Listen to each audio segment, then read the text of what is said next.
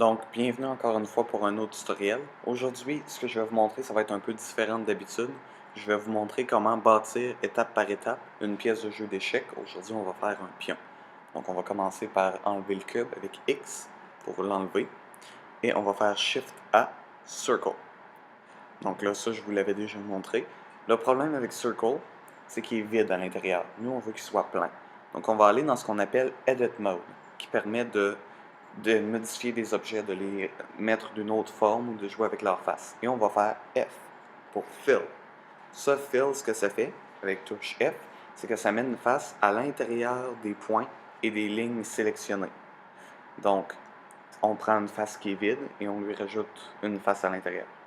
Ensuite, on ne peut pas vraiment faire un pion à partir de la vue qu'on a présentement. Nous, on va utiliser Extrude. Donc ça, c'est l'option que je suis en train de démontrer, avec E pour Extrude. Et on va aussi utiliser l'option Scale. Donc si je fais Extrude et Scale et que je les utilise de concert, ça peut donner des formes assez intéressantes. Et c'est ce type de forme-là, ce type d'option-là qu'on va utiliser pour créer notre pion.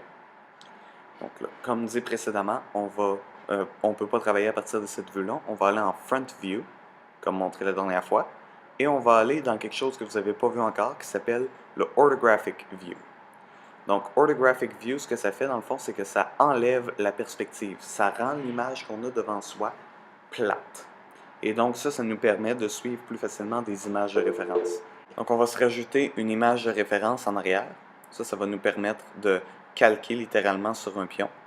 Donc N pour ouvrir le Properties Panel, ça je vous avais montré la dernière fois. Je vais juste enlever ça ici, c'est pas important. On va mettre un crochet sur Background Images. On va ouvrir Background Images et on va faire Add Image. Et là vous allez avoir un petit Open qui va se présenter à vous. Moi je sais où mon image est. L'image dans le lien, c'est vous qui avez décidé où vous la sauvez, mais naviguer à l'intérieur de cette interface-là, c'est exactement comme aller chercher un fichier dans une clé USB, c'est la même chose. Donc là, je sais qu'il y a des images un peu bizarres dans mon fichier de texture, mais je garde absolument tout dans ce fichier-là. Comme ça, si jamais je veux faire quelque chose en particulier, ben je sais que l'image est là et je peux la prendre. C'est celle-là qui m'intéresse. Donc l'image d'échec. On va prendre le opacity, on va la mettre plus haut, comme ça l'image est plus claire. Là maintenant, ce qu'on va faire, c'est qu'on va mettre le cercle vis-à-vis du pion. Donc là, pour ça, moi je trouve juste ça préférable de le faire en Object Mode. C'est juste plus simple pour moi.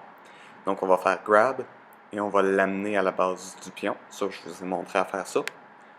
Ensuite, en se rapprochant un peu, on peut faire Scale et mettre le cercle à peu près à la grandeur de la base du pion. Je sais que c'est compliqué à voir en ce moment, mais faites de votre mieux, ça devrait aller. Et là, ensuite, si on retourne dans Edit Mode, moi je viens d'utiliser Tab, mais vous pouvez le faire avec l'onglet comme vous voulez, si vous êtes plus visuel ou si vous voulez aller vite. Donc là, ensuite, on va utiliser le Extrude, on peut monter un peu. Là, on utilise le Extrude, on monte un peu, on scale pour s'habituer à la taille du pion. Et là, on va faire ça de façon continue, jusqu'à ce que, éventuellement, tout le pion soit fabriqué. Donc l'important, c'est vraiment d'aller lentement ici. On le fait tranquillement, pas vite. On monte tranquillement en faisant scale à chaque fois. C'est ça qui va nous donner la forme la plus rapprochée possible du cube. Donc, là, vous voyez ici, par exemple, il y a une espèce de petite courbe. C'est important de le faire en plusieurs segments.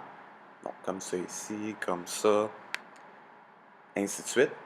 Et si ce tutoriel-là, au début, est un peu trop compliqué, ou vous le trouvez un peu trop complexe, vous remarquerez qu'en bas à droite du pion, il y a une autre image de pion qui, elle, est plus simple. Donc, si vous préférez commencer avec une image plus simple, moi j'ai commencé avec celle-là parce qu'elle est plus réaliste. Mais si vous préférez commencer avec une image plus simple, vous avez juste à commencer avec celle qui est en bas à droite. Et quand vous vous sentez prêt, vous pouvez aller au pion un peu plus réaliste. Donc là, vous voyez comment ça calque presque parfaitement. Et on continue avec la sphère. Avec la sphère, essayez de créer des espacements réguliers. C'est un petit conseil que je vous donne. Ça rend le résultat final plus réaliste. Donc, on va finir tranquillement.